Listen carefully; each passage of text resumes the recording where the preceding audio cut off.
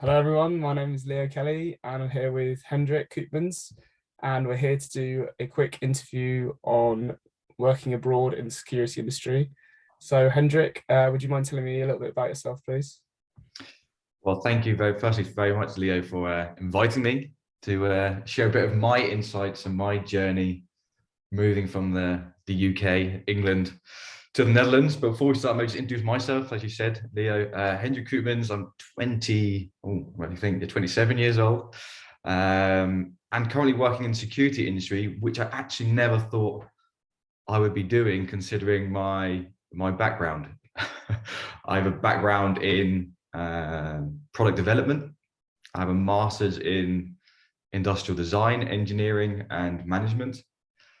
So if someone were to tell me, Hendrik, you'll be the first steps of your career would be involved in the security industry, I wouldn't have believed you. But it's been a very interesting, insightful, and pleasurable experience so far within the security industry. That's great. Yeah. So you've kind of landed more on the technical side of things, is that right? Yeah, I mean, my background, as I mentioned, is more in actual creating products, and I'm working for NADAP, who do also create high-tech products to help professionals in different industries.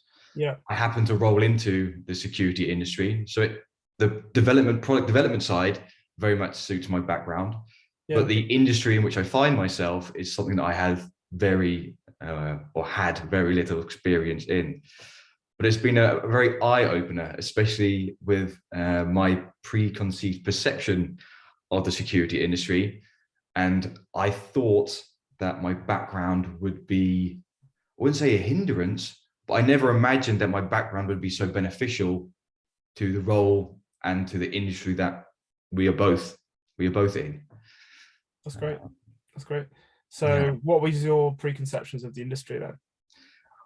Yeah, I think it's the quite classic ones, and I'll be very honest with you about that. It was very much to do with the 3Gs: gone, guard, gates. And I haven't heard that before, but yeah, that makes sense. The 3Gs, and it was very much the what about things, and also because we're a manufacturer, you automatically assume security involves just protecting things. Yeah. So NADAP, for example, we create the system EOS, but it's like the badge readers, the cards, the biometrics. And that was very much the industry that I thought was, you're just trying to protect things.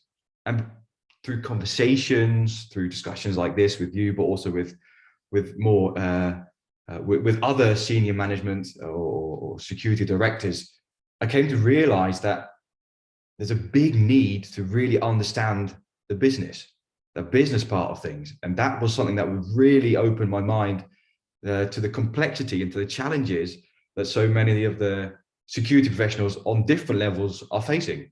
Yeah. And that sort of opened my mind to a new side of security that I thought was fascinating, and I wanted to completely dive myself into it. So that's been a really eye-opener for me.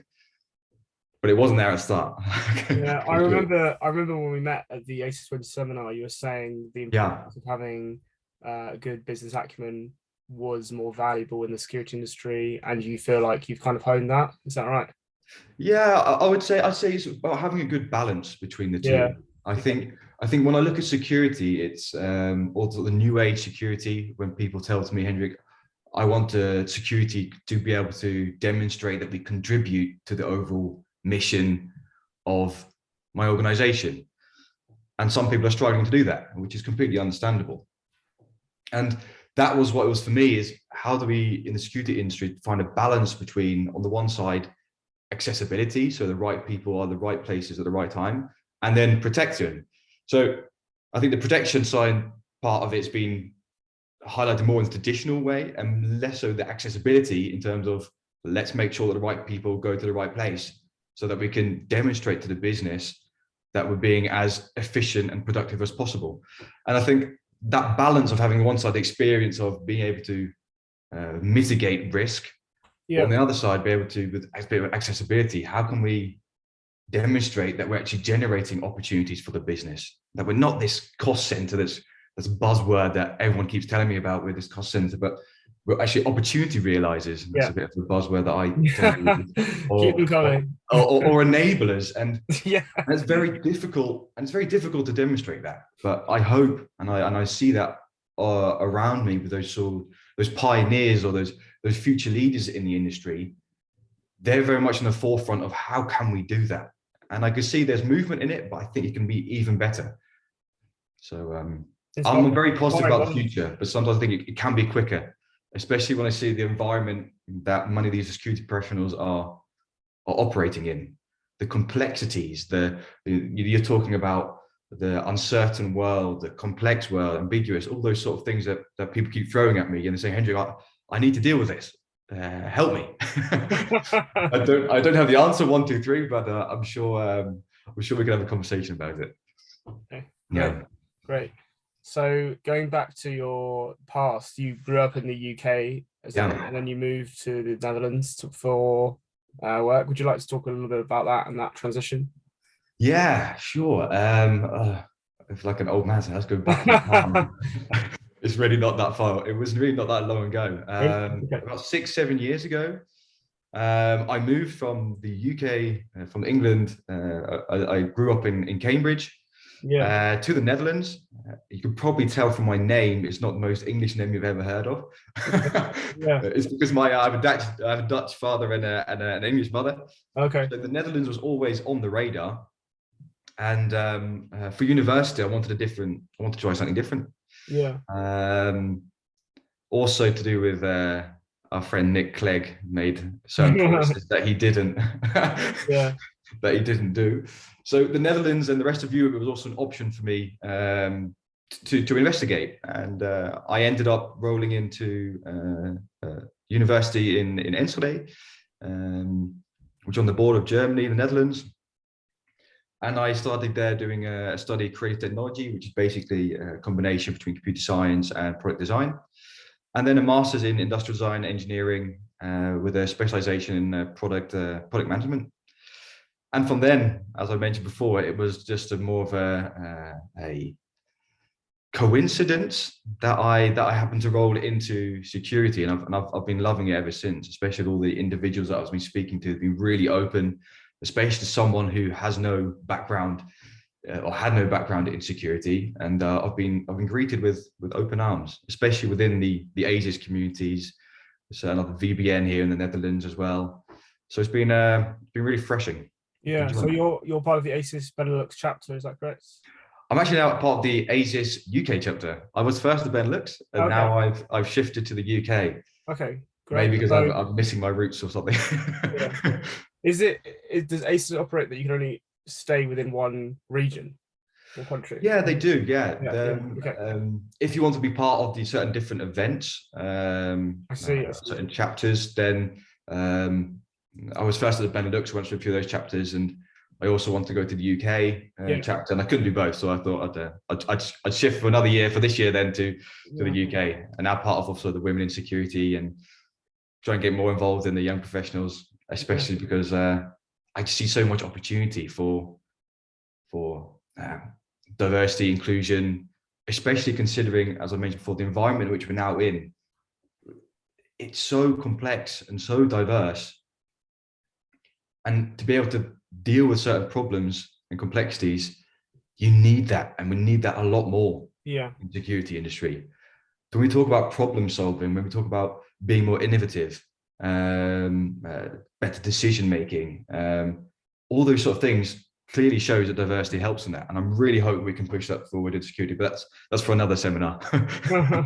Yeah, but you raise a valid point, how greater diversity in opinions and backgrounds can lead to a better result with lots of different opinions and multiple brains making a better result. So it's definitely and I truly do believe in that. I think also a bit to do with my experience as well, going to different countries, having to be completely start from all sorts from scratch.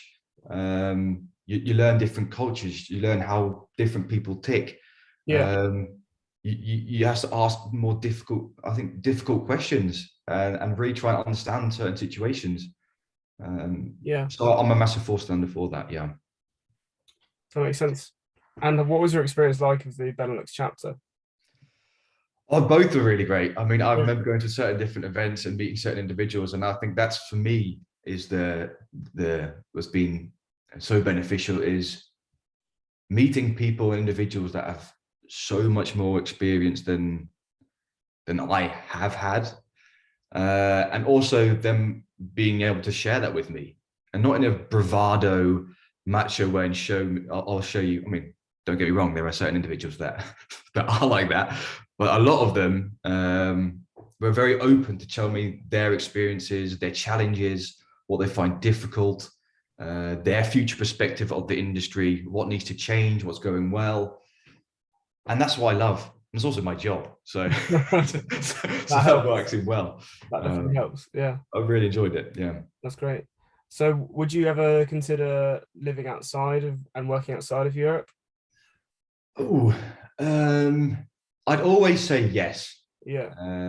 I think the main reason why I do say yes is it really pushes you to go out of your comfort zone. And I'm Yeah. just not saying that you have to go to a different country to come out of your comfort zone. You can do it in other different ways, moving jobs, changing jobs, going to an environment that's challenging. But I think that's just the essence is challenge yourself. I've had to go over a number of hurdles on a cultural perspective, even though the Netherlands and the UK are very close together, Yeah. that I would say has made me more resilient. Sure. And that's to do with simple things that I suddenly lived in a house with 16 other Dutch individuals, and my Dutch I wouldn't say was the best. I had the sort Yeah. of basic the basic knowledge, but it's about failing, and I've Yeah. failed multiple times. I've said a lot of times, yes, I understand someone when they're speaking Dutch, when I haven't. But by doing those sort of things and learning those sort of things, pushing yourself, challenging yourself, I feel I've become more of a, I'd say more, I would say, yeah, more rounded person, someone that dares to take more risks. Okay. And I think that's been quite beneficial for me. But as I say, I don't think it's only to do with the fact that you move country. I think you can do that even within your own country if you try different things, different challenges that may push you out of your comfort zone. Yeah. That's great. That's great. I'm sure you've got the same. Yeah, well, that's part of my reason why I want to do this podcast and video interview because of that reason, because I have a desire to move abroad one day. Well, great. So you mentioned language. What role do you think that plays in when moving to a foreign country? Barrier? Is it an opportunity? I would always, I mean, without being too hypocritical, because I was brought up with very basic Dutch, and then it's easier to learn the language. But what I do notice from friends and people around me who who don't know the language, and others that do, and other people that do embrace that they're in a different country and embrace the language, you do see a different connection, a different bond in how you can communicate with certain individuals, whether that's in your working environment or your personal environment, your social environment.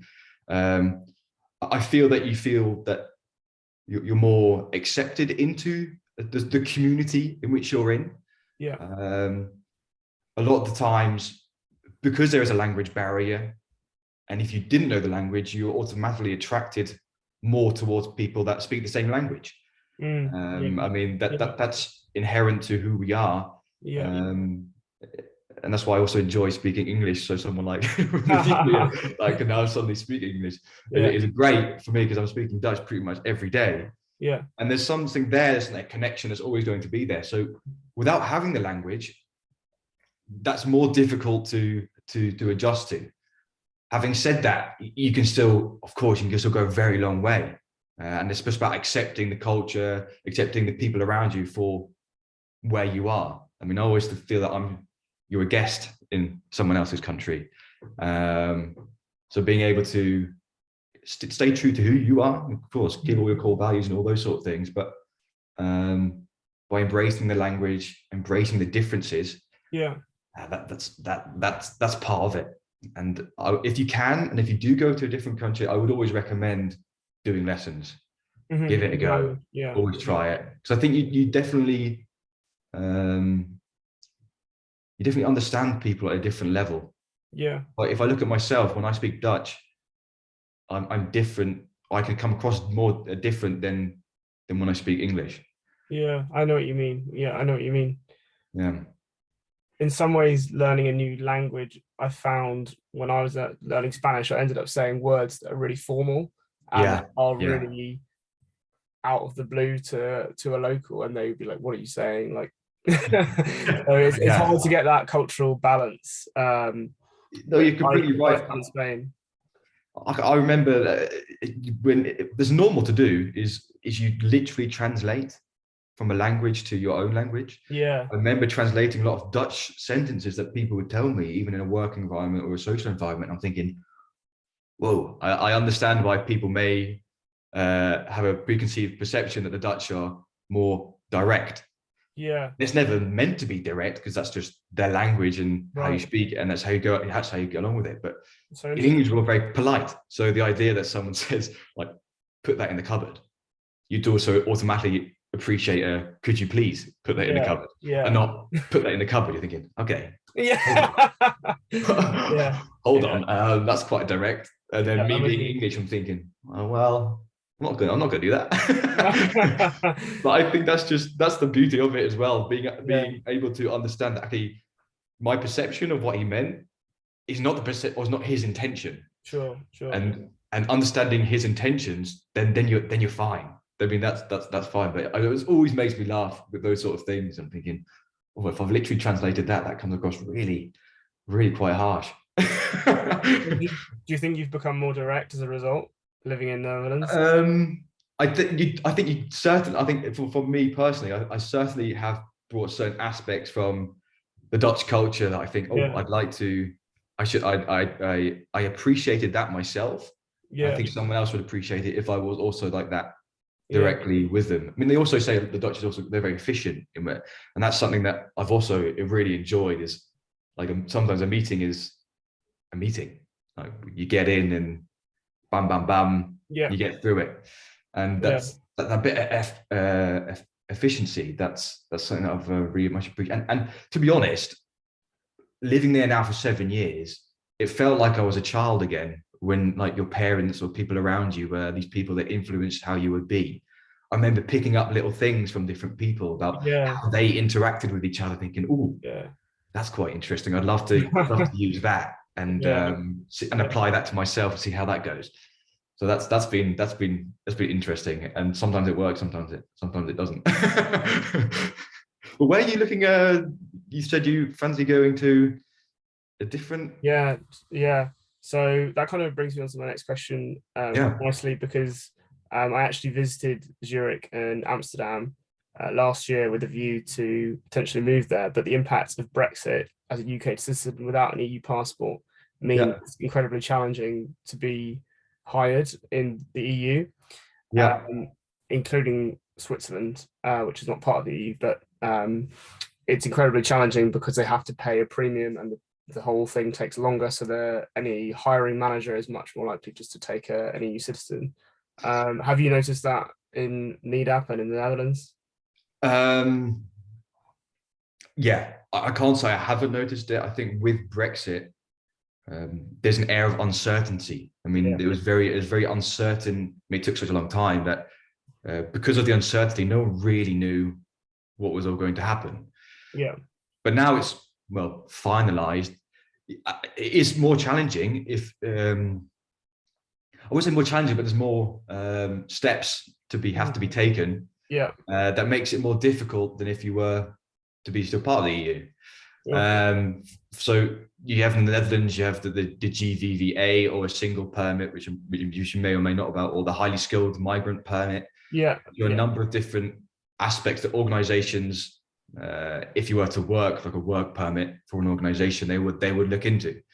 yeah, But it makes it more difficult in that they have to demonstrate that this candidate, they couldn't find this candidate for the yeah, GVVA, for example, but they couldn't demonstrate this candidate could be found within the EU, so they're going to look outside, yeah, um, which is fine if you're very much more specialized in a certain area and they can't find it, and if they can demonstrate that, yeah, or a highly skilled migrant permit, that's the same thing applies there. So yeah, that does make it. It's not that they can't, but there are now a lot more steps that they have to go through which in a way means that it's just more difficult for someone from the UK, for example, who wants to have a work permit in the Netherlands. Yeah. Or you're going to have, or be an organisation in which your residency is still in England, and you could do it. You'd work for a Dutch company, but you'd still be England, but then you'd miss all of the opportunities of going to the country, so that would make no sense. Yeah. Considering all these Zoom calls these days. Yeah, exactly. And that's the difficulty now. You need residency in the Netherlands, and to have residency, they have to have, like, for example, a highly skilled job or a certain type of job they couldn't find within the EU. Yeah. And that makes it more difficult. For sure. Yeah. But not impossible. Say again? But not impossible. Not impossible. True. No. Not impossible, just more challenging. Yeah.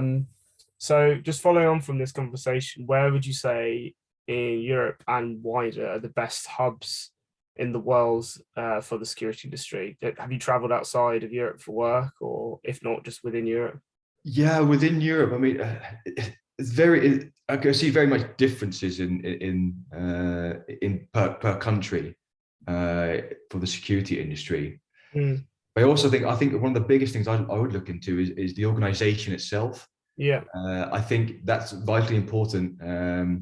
You see a lot of different different organizations that really are trying to promote security within their organization, or advance security within their organization. And I think I'd look more to that than actually country-based. You see a lot of organizations that are growing, that are spanning all different types of markets. For example, if you're in the food industry and you're looking to go in the security industry, within food, you have many different sites scattered around a lot of different areas. Yeah. Whereas maybe it's more technical company, you're more focused maybe within Europe, depending on, of course, the certain markets they're in. So I'd look actually personally more into the companies themselves and where they're orientating themselves, and if there are positions there. I have less experience in terms of the actual demographics and the numbers in terms of security positions and the percentage of people that go into security per country. But I'd focus more on the organizations, which one that attracts you. Yeah, that's a very fair point. I think personally, a lot of people do choose to go into the security industry, but also the company has to suit them. I mean, same with me. I didn't know I was going to go to security, but I knew that NADAP was a company that I wanted to work for because I really believed in what they did. And I hope a lot of other individuals within the company, whether it's security, facility, business developers, managers, they do it because they want to be at that company themselves. Yeah. Because they believe in the same thing. And with large organizations, with critical infrastructure, which is a really quite a broad spectrum, you need security professionals. Yeah. Not even need, it's a must. And young professionals forms of this. We need young professionals within those organizations to shake things up. Yeah, bring new ideas and new perspectives. Yeah, bring new ideas, new perspectives, and that's as I mentioned, whether it's young professionals, all ages, diversity and inclusion. That's what I'm for. So that's great. Sure. Yeah. And as a final question, do you know where you might like to live next one day or work next? And or is that probing too much? No, it is something that I'm looking into for my job currently. If I look at my role, I'm very much focused on Europe, on the European market.